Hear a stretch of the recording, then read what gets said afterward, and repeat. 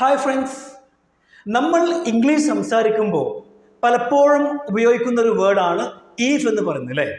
If എന്ന് വെച്ചാൽ എങ്കിൽ. ഇന്നത്തെ വീഡിയോയിൽ വളരെ സിമ്പിളായിട്ട് നമ്മൾ ഈഫ് എങ്ങനെ ഉപയോഗിക്കാം എന്നുള്ളത് പഠിക്കാൻ പോവുകയാണ്. ഓക്കെ, അപ്പോൾ അതിന് മുന്നേ എൻ്റെ കയ്യിൽ കുറച്ച് സാധനങ്ങളുണ്ട്, അത് ഞാൻ നിങ്ങളെ പരിചയപ്പെടുത്താം. ഒന്നാമതാണ് ഒരു ബാസ്ക്കറ്റ്.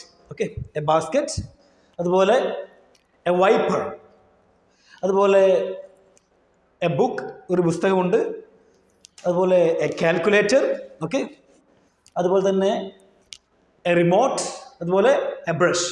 അപ്പോൾ ഈ സാധനങ്ങളൊക്കെ ഉപയോഗിച്ചുകൊണ്ട് വളരെ സിമ്പിളായിട്ട് നമ്മൾ ഈഫിൻ്റെ ഉപയോഗം പഠിക്കാൻ പോവുകയാണ്. ഓക്കെ, അപ്പോൾ ഞാൻ ഒന്നും കൂടി പറയാണ്. ഇപ്പോൾ എൻ്റെ കയ്യിൽ എന്തുണ്ട്? ഒരു വൈപ്പറുണ്ട്. ഈ ഒരു വൈപ്പറിൻ്റെ ആക്ഷൻ വെർബ് എന്താണ്? ഈ ഒരു വൈപ്പർ എന്തിനാണ് ഉപയോഗിക്കുന്നത്? ക്ലീൻ ചെയ്യാൻ വേണ്ടിയല്ലേ. അപ്പോൾ എന്താണ്? അപ്പോൾ ക്ലീൻ എന്നുള്ള ഒരു വേർഡാണ് എന്ത്? ഈ ഒരു വൈപ്പറിൻ്റെ ആക്ഷൻ വെർബ്, ക്ലീൻ അല്ലെങ്കിൽ വൈപ്പ്.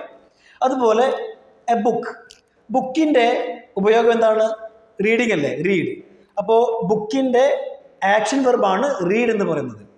അതുപോലെ എ പെൻ, ഈ പേനയുടെ ആക്ഷൻ വെർബ് എന്താണ്? റൈറ്റ്. ഓക്കെ, അതുപോലെ കാൽക്കുലേറ്റർ, കാൽക്കുലേറ്ററിൻ്റെ ആക്ഷൻ വെർബ് എന്താണ്? കാൽക്കുലേറ്റ്. എന്താണ്? കാൽക്കുലേറ്റ്. ക്ലിയർ? അതുപോലെ ബ്രഷ്, ഈ ഒരു ബ്രഷിൻ്റെ ആക്ഷൻ വെർബാണ് സ്ക്രബ് ചെയ്യുക അല്ലേ. എന്താണ്? സ്ക്രബ്, സ്ക്രബിങ് എന്ന് പറയുന്നത്. ഓക്കെ, അപ്പോൾ ഇനി ഓരോന്നോരോന്നായി ഞാൻ പഠിപ്പിക്കാൻ പോവുകയാണ്. ഒന്നാമതാണ് ഞാൻ ബുക്ക് എടുക്കട്ടോ. എന്താണ്? ബുക്ക്. അപ്പോൾ ഞാൻ ഇങ്ങോട്ട് പറയാണ്, ഗിവ് മീ യുവർ ബുക്ക്. എന്താണ്? Give me your book, give me your book. നിങ്ങളുടെ ബുക്ക് എനിക്ക് തരുമോ? എന്താണ്? എന്തിനാണ്? I will read, I will read. അപ്പോൾ റീഡ് എന്ന് എന്താണ്? റീഡാണല്ലോ നമ്മുടെ ഈ ബുക്കിൻ്റെ ആക്ഷൻ വെർബ്. അപ്പോൾ ഞാൻ പറഞ്ഞു ഗിവ് മീ യുവർ ബുക്ക്. ഈ ഗിവ് മീ യുവർ ബുക്ക് എന്ന് പറയുന്ന ഈ ഒരു സെൻറ്റൻസിൻ്റെ മുന്നേ എന്ത് ചേർക്കുക? ഈഫ് ചേർക്കുക. ഇങ്ങനെ, if you give me your book I will read. If you give me your book I will read. Simple അല്ലേ? അടുത്താണ് എ പെൻ. ഞാൻ ഇങ്ങോട്ട് പറയാണ്, give me your pen, give me your pen, give me your pen. എന്തിനാണ്? I will write a story, I will write a story. അപ്പോൾ give me your pen എന്ന് പറയുന്ന സെൻറ്റൻസിൻ്റെ മുന്നേ ഈഫ് ചേർക്കുക. എന്തായി?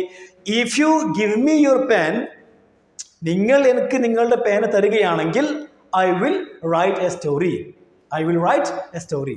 ഇതുപോലെ നമുക്ക് ഒരുപാട് സെൻറ്റൻസുകൾ സിമ്പിളായിട്ട് പറയാൻ കഴിയും. ഞാൻ അടുത്ത് പറയാണ് കാൽക്കുലേറ്റർ. നമുക്കറിയാം കാൽക്കുലേറ്റർ എന്ന് പറയുന്ന സാധനത്തിൻ്റെ ആക്ഷൻ വെർബ് എന്താണ്? കാൽക്കുലേറ്റ് അല്ലേ. എന്താണ്? കാൽക്കുലേറ്റ്. ഞാൻ നിങ്ങളോട് പറയാണ് സിമ്പിളായിട്ട്, give me a calculator, give me a calculator. അപ്പോൾ ഈ ഒരു സെൻറ്റൻസിൻ്റെ മുന്നേ ഈഫ് ചേർക്കുക. അപ്പോൾ എന്തായി? If you give me a calculator I will calculate, I will calculate my salary, അല്ലെങ്കിൽ I will calculate the amount. എന്തും പറയാം.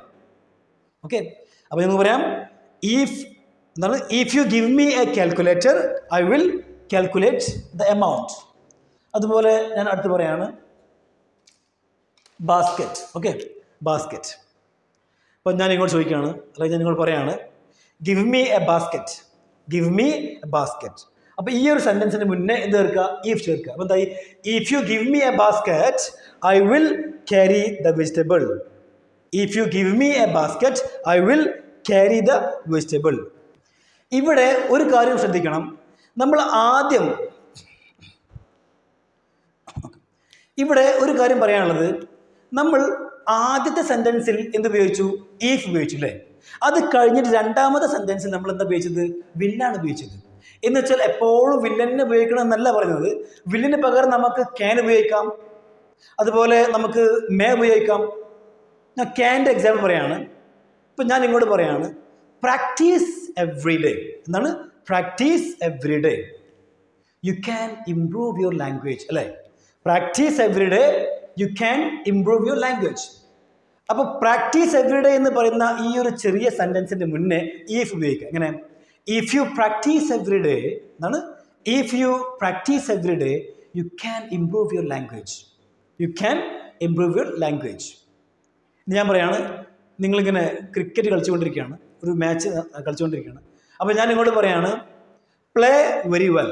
എന്നാണ്? പ്ലേ വെരി വെൽ, നന്നായി കളിക്കൂ. You can win the match.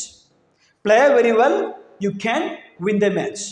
അപ്പോൾ നമുക്ക് പ്ലേ വെരി വെൽ എന്ന് പറയുന്ന സെൻറ്റൻസിന് മുന്നേ ഇഫ് ഉപയോഗിക്കാം. ഇങ്ങനെ if you play very well you can win the match. If you play very well you can win the match. അതുപോലെ നമുക്ക് ക്യാൻ പകരം എന്ത് ഉപയോഗിക്കുന്നറിയോ? മേ ഉപയോഗിക്കാം. May, MAY, may. മേ എന്ന് പറഞ്ഞു കഴിഞ്ഞാൽ എന്തെങ്കിലും ഒരു കാര്യം ചെയ്തേക്കാം എന്ന് പറയില്ലേ, സാധ്യത. നോർമൽ പോസിബിലിറ്റി എന്ന് പറയാം. Normal possibility. ഞാൻ ഒരു ഉദാഹരണം പറയാണ്. ഞാൻ ഇങ്ങോട്ട് പറയാണ്, അവനെ ക്ഷണിക്കൂ. അവനെ ക്ഷണിക്കൂ. ഇൻവൈറ്റ് ഹിം, അല്ലേ? എന്താണ് invite him? He may come, അവർ വന്നേക്കാം. അപ്പോൾ ഈഫ് ചേർക്കാം. എങ്ങനെ? ഇൻവൈറ്റ് ഹിം എന്ന് പറഞ്ഞില്ല നമ്മൾ, അവനെ ക്ഷണിക്കൂ, ഇൻവൈറ്റ് ഹിം. അതിന് മുന്നേ എന്ത് ചേർക്കുക? ഈഫ് ചേർക്കുക.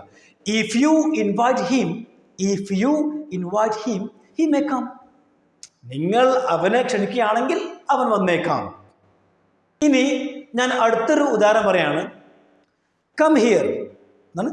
Come here he may help you. അപ്പൊ കം ഹിയർ എന്ന് പറയുന്ന ഈ ഒരു സെന്റൻസിന് മുന്നേ ഈഫ് ചേർക്കുക.